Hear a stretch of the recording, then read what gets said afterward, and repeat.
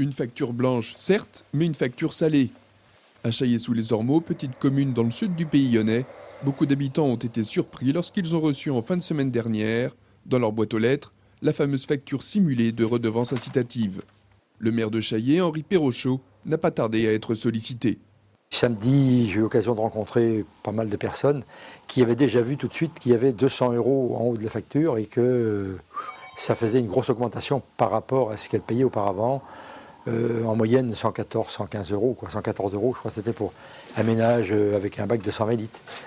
Donc il est vrai qu'en triant, elles vont gagner 20 €, 30, voire 40 au maximum. Ça fait quand même une petite augmentation qu'il va falloir absorber, quoi. 165 € au lieu de 115 habituellement, soit une augmentation de 40%.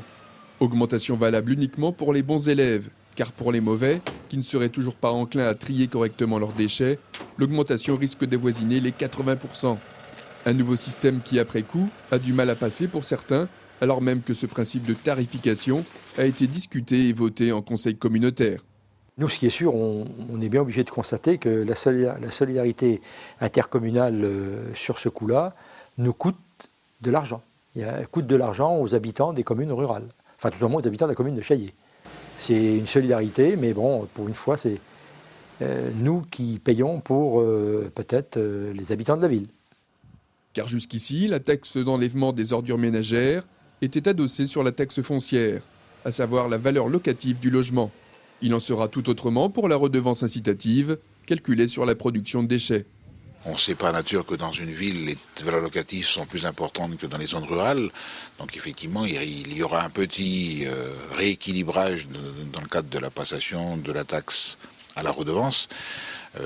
Mais bon, c'est un cap qu'il nous faut franchir. On assume.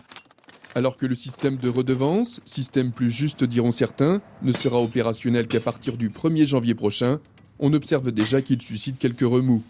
Il y a ceux qui rouspètent, les habitants des communes du Pays lyonnais, et ceux qui, à cette heure, ont plutôt le sourire, les habitants de La Roche-sur-Yon.